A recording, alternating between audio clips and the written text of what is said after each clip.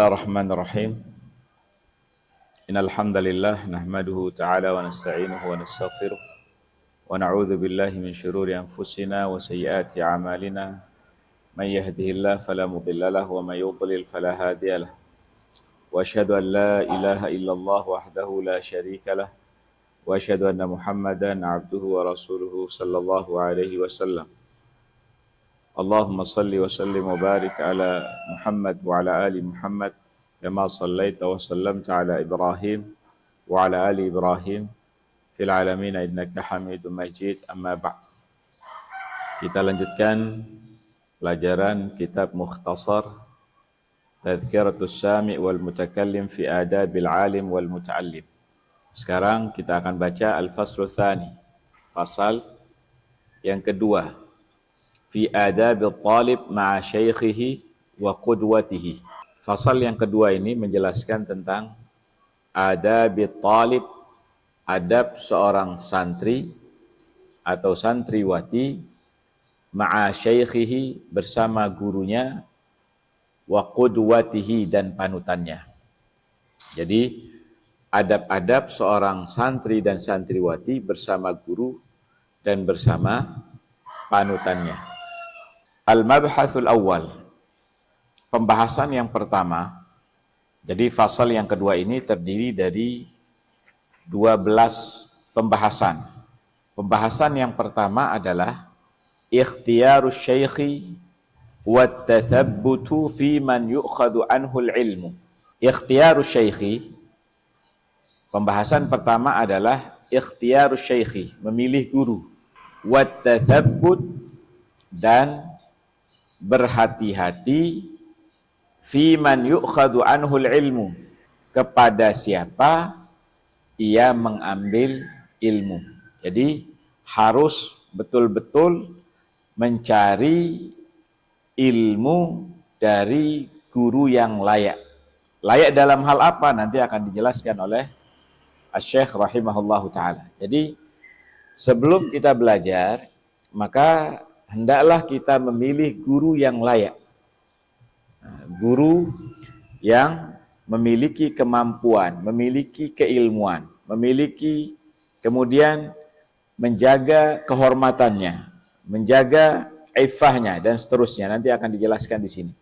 Yanbaghi li talibi an yuqaddima an-nadhara, hendaklah seorang penuntut ilmu mempertimbangkan, memperhatikan, wa yastakhirallah, dan minta petunjuk kepada Allah Subhanahu wa taala, fi man ya'khudhul ilma anhu, kepada siapa ia mengambil ilmu.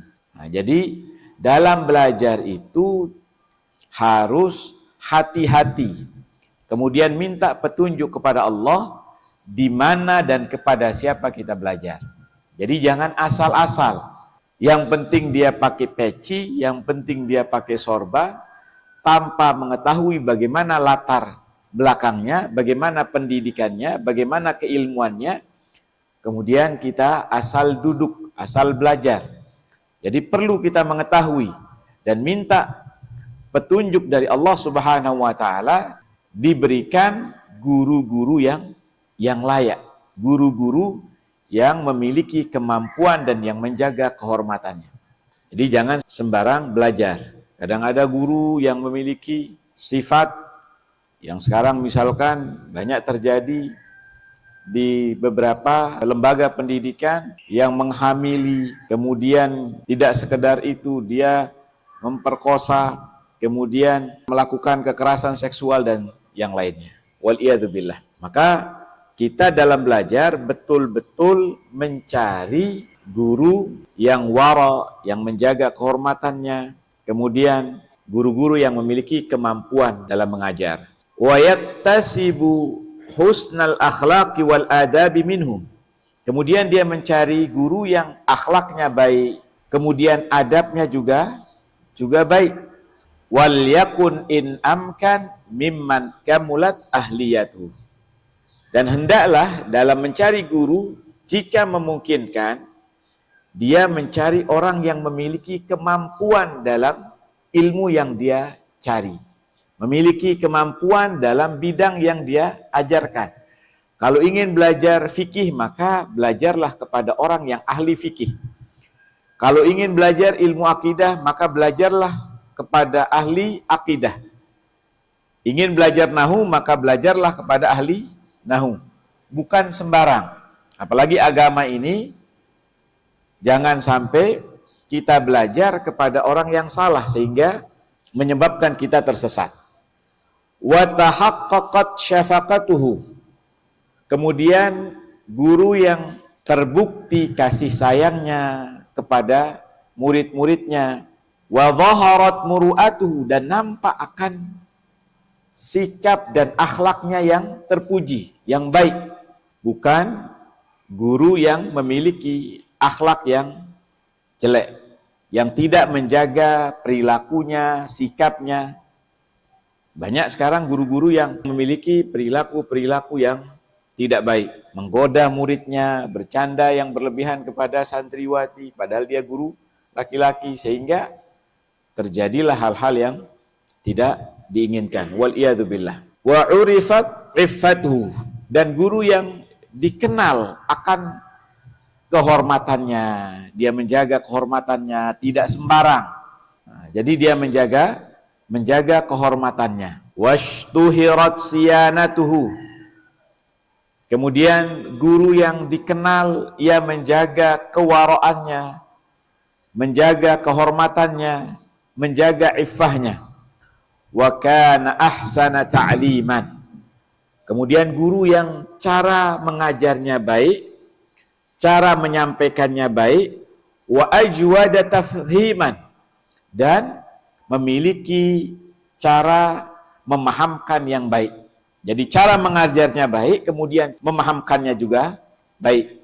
Wala yarghabu talibu fi ziyadatil ilmi, dan janganlah seorang santri berharap untuk penambahan ilmu, bertambahnya ilmu, ma'a nuqsanil wara', dengan guru yang memiliki kekurangan dalam masalah wara'.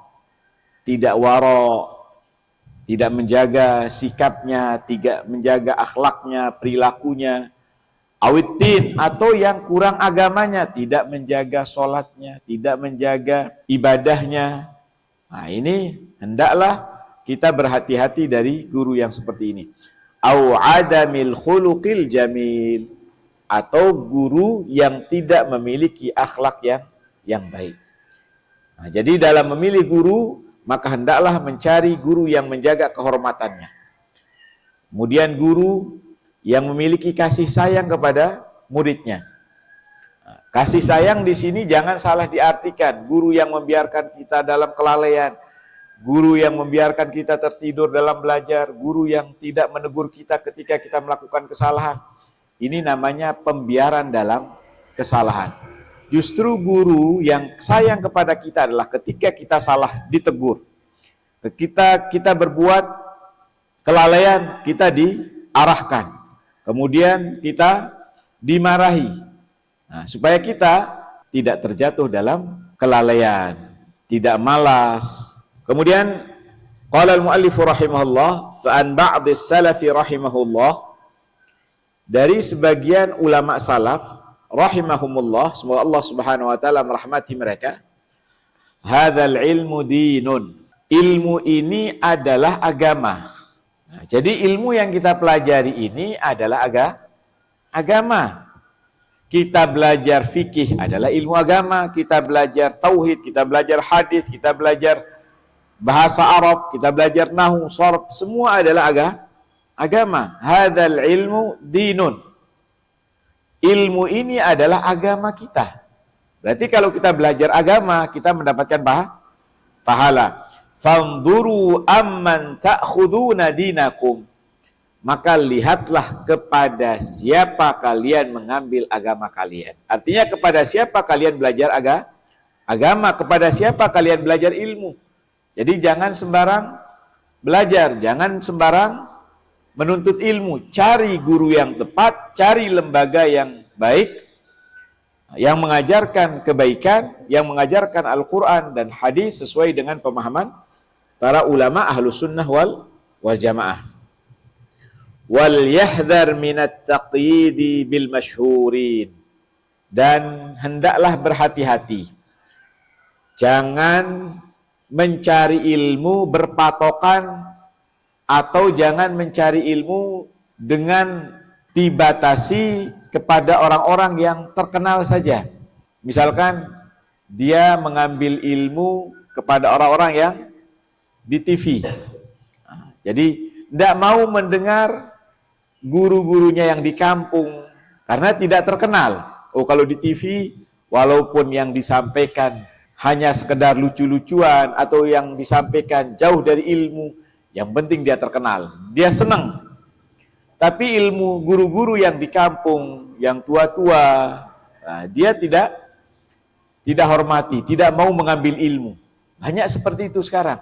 Kita lebih menghormati yang terkenal sampai rebutan, apalagi kalau datang yang terkenal di TV, yang datang kita berani bayar atau datang walaupun tempatnya jauh. Padahal di sekitar kita banyak guru-guru yang mengajarkan kita Al-Quran, yang mengajarkan kita fikih, tapi kita tidak peduli. Kenapa? Karena tidak terkenal. Nah, kita kalau ada yang terkenal, dimanapun dia, walaupun ditempuh dengan jarak yang sangat jauh, kita datangi. Adapun guru-guru yang di kampung, karena tidak terkenal, kita tidak mau belajar, kita tidak datangi. Nah, manusia condong kepada sesuatu yang terkenal. Makanya kalau ada yang viral, itu didatangi. Misalkan langsung diundang untuk mendatangkan kepentingan dunia. Misalkan supaya banyak nanti amplopnya dan yang lainnya. Wa tarkil akhdhi 'anil khamilin. Kemudian jangan sampai meninggalkan ilmu dari ahlinya. Jangan mengutamakan ngambil ilmu dari orang yang terkenal, kemudian meninggalkan ilmu dari orang-orang yang tidak terkenal. Jadi tidak mau belajar kecuali kepada guru-guru yang terkenal atau di tempat-tempat yang berkualitas, yang terkenal. Jangan sampai seperti itu, hati-hati. Faqad addal Ghazali wa ghairuhu, Imam Ghazali dan yang lainnya dari imam-imam menyatakan, menganggap hal ini, yaitu belajar kepada orang yang terkenal saja, kemudian meninggalkan orang yang tidak terkenal. Imam Ghazali mengelompokkan hal ini, menganggap hal ini minal kibri alal ilm, termasuk kesombongan dalam menuntut ilmu. Ini termasuk kesombongan. Wa ja'alahu ainal hamaqah, dan beliau menjadikan hal ini sebagai kebodohan yang nyata. Jadi kebodohan yang nyata. Kalau dia hanya memilih guru-guru yang terkenal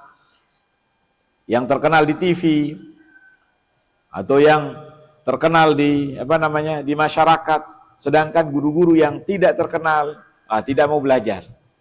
Makanya biasanya kalau guru-guru biasa yang di kampung-kampung kalau mengisi pengajian itu yang datang ya mungkin 1, 2, 10 atau 20. Tapi kalau didatangkan guru dari luar yang terkenal, walaupun mungkin ilmu yang di kampung itu jauh lebih banyak, lebih alim, tapi karena dia viral, karena dia terkenal, maka yang datang sampai tumpah ruah, sampai penuh masjidnya.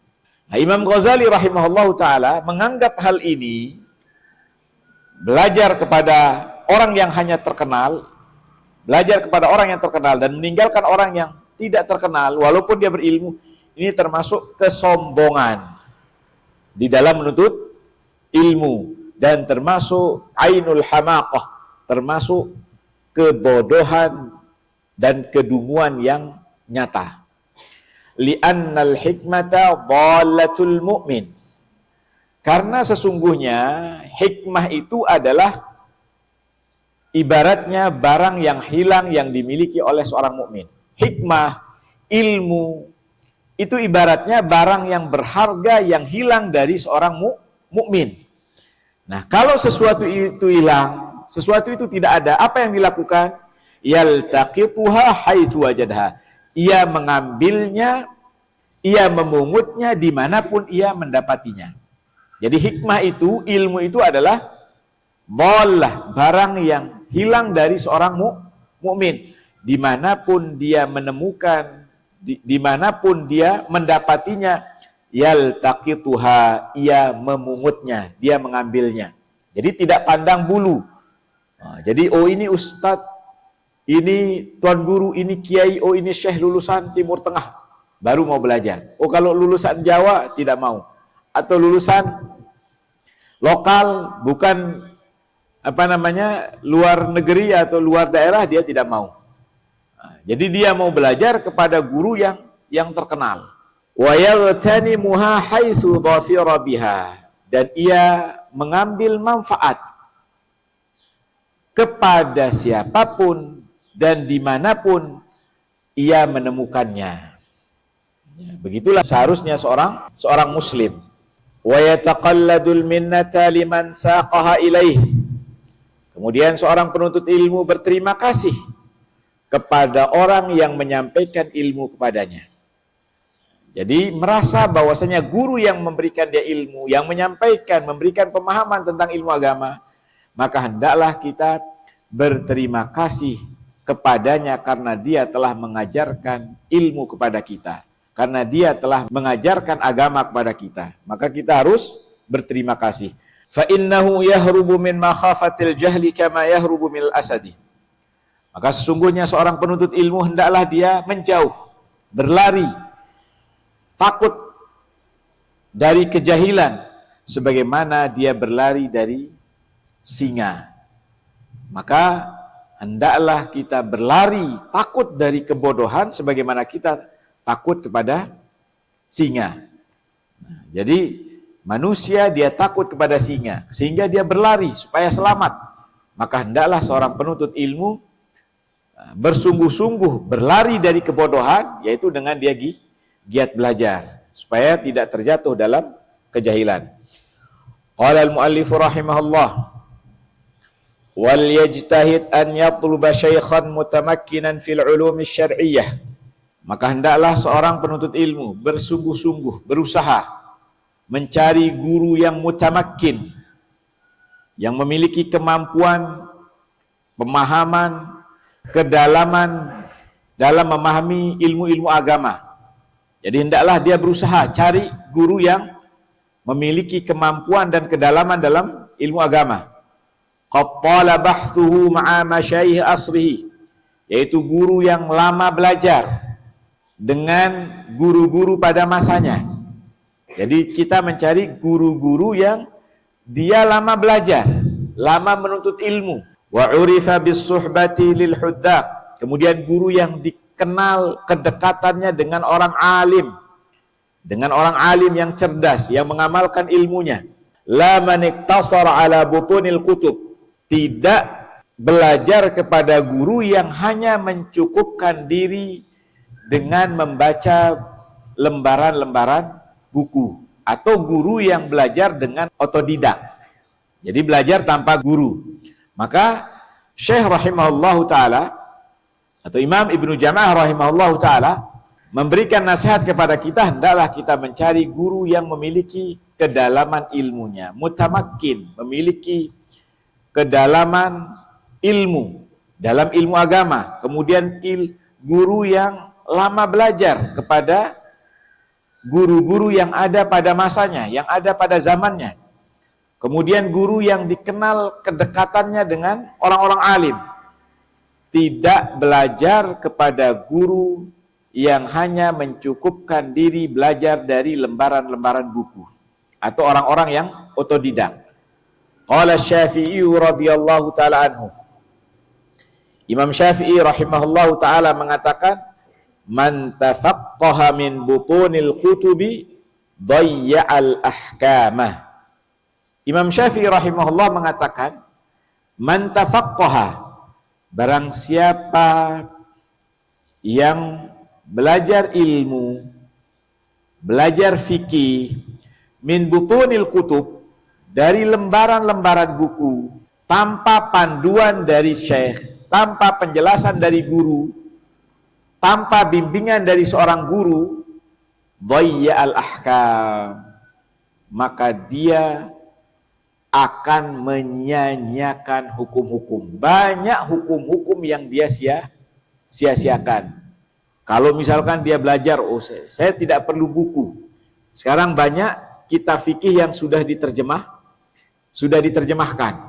Atau kitab akidah yang sudah diterjemahkan. Saya tidak mau belajar, cukup saya baca sendiri. Paham? Nah, orang yang seperti ini akan tersesat. Akan tersesat. Karena belajar ilmu fikih tidak cukup dengan membaca. Tidak cukup dengan membaca, harus ada guru yang membimbing, harus ada guru yang mengajar. Nah, kalau kita mengandalkan kemampuan kita kemudian kita baca, maka kesalahan kita akan jauh lebih banyak ketimbang benarnya. Makanya dikatakan man kana syaikhuhu kitabuhu fa khata'uhu akthar min shawabi. Barang siapa yang menjadikan buku itu sebagai gurunya, artinya dia belajar dari buku, tidak mau belajar kepada guru, tidak mau belajar kepada kiai, kepada syekh, kepada tuan guru, kepada ustadz, ustadzah.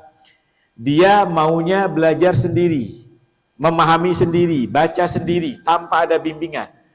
Maka dia akan meninggalkan, menyia-nyiakan, menghilangkan banyak hukum-hukum. Kenapa? Karena nanti dia akan meninggalkan hukum-hukum, maksudnya banyak sesuatu yang akan tidak difahami, banyak sesuatu yang tidak difahami. Oh, ini tidak difahami, ditinggalkan. Ini tidak difahami, ditinggalkan. Akhirnya banyak yang disia-siakan, banyak yang ditinggalkan. Kalau kita belajar sama guru, setiap kata yang tidak difahami, setiap kalimat yang tidak difahami, dijelaskan maksudnya. Oh, maksudnya seperti ini. Oh, hukum ini maksudnya seperti ini. Akhirnya permasalahan-permasalahan, kesulitan-kesulitan dalam belajar akhirnya bisa dimudahkan oleh Allah Subhanahu wa taala. Jadi Imam Syafi'i rahimahullah mengatakan barang siapa yang mendalami ilmu, yang mendalami fikih dari membaca buku-buku tanpa bimbingan dari guru, maka dia akan menyia-nyiakan, meninggalkan banyak hukum-hukum agama. Dia membaca 100 masalah tanpa bimbingan guru. Mungkin dari 100 dia akan memahami 2-3 permasalahan. Kemudian yang 97 atau 90 sekian itu akan dia tinggalkan. Kenapa? Karena tidak paham. Wa kana ba'duhum yaqul, dan sebagian ulama mengatakan min a'dhamil baliyah tashayyukhus sahifah. Termasuk bencana yang paling besar bagi seorang penuntut ilmu adalah tashayyukhus sahifah, belajar langsung dari lembaran-lembaran buku, dari lembaran-lembaran kertas tanpa bimbingan-bimbingan dari guru. Ini termasuk bencana yang paling besar. Nah, kenapa? Karena kalau seandainya dia tersesat, kalau orang yang tersesat, maka akhirnya adalah apa? Neraka. Kalau dia salah dalam misalkan dia menyimpang dari kebenaran, dia menyimpang dari agama Islam, dia membaca buku yang salah, kemudian salah dalam memahami, maka dia tersesat. Makanya ujian yang paling besar bagi seorang penuntut ilmu adalah dia belajar langsung dari lembaran-lembaran kertas, tidak belajar dari guru. Ay alladzina ta'allamu minas suhuf, yaitu orang-orang yang belajar langsung dari kertas atau lembaran-lembaran kertas, dari buku. Nah, jadi inti dari pembahasan pertama ini, hendaklah kita memilih guru yang tepat, guru yang memiliki kemampuan dalam menjelaskan, guru yang memiliki kemampuan dalam memahamkan, guru yang menguasai apa yang diajarkan. Ketika dia berbicara tentang fikih, dia menguasai fikih. Ketika dia menjelaskan akidah, dia memahami akidah. Ketika dia menjelaskan ilmu nahu, dia memahami ilmu nahu. Nah, jadi kita memilih guru yang memiliki kemampuan ilmu yang dia ajarkan. Kemudian hati-hati, kita tidak boleh mengkhususkan atau belajar hanya kepada orang-orang yang terkenal atau mau belajar kepada orang-orang yang viral. Adapun guru-guru yang tidak terkenal, tidak viral, maka dia tidak mau belajar. Dia tidak mau menuntut ilmu. Makanya banyak kita temukan, dia akan duduk belajar, dia akan datang ke masjid jika yang datang itu adalah dai-dai atau ustadz-ustadz, kiai-kiai yang terkenal, yang banyak muncul di YouTube, banyak muncul di Facebook, banyak muncul di video-video. Nah, ini kesalahan yang sangat besar. Ya, siapapun yang menyampaikan, selama yang disampaikan adalah ilmu dan dia mampu menyampaikan ilmu, maka hendaklah kita datang. Tapi sayang, kalau masjid kampung itu biasa sepi, jarang. Kenapa? Karena yang menyampaikan adalah guru kampung, guru ngaji di kampung atau kiai kampung. Tapi kalau didatangkan guru yang terkenal, yang viral, walaupun bayarnya mahal, nah, semuanya pada datang, bahkan berdesak-desakan. Kemudian hendaklah kita mencari guru yang membimbing kita dalam belajar. Jadi jangan belajar langsung tanpa bimbingan dan panduan dari guru. Kenapa? Karena nanti kita akan tersesat. Nah, ini pembahasan yang pertama. InsyaAllah besok kita bahas pembahasan yang kedua. InsyaAllah ta'ala kita cukupkan sampai di sini. Subhanakallahumma bihamdika asyhadu an la ilaha illa anta astaghfiruka wa atubu ilaik. Assalamualaikum warahmatullahi wabarakatuh.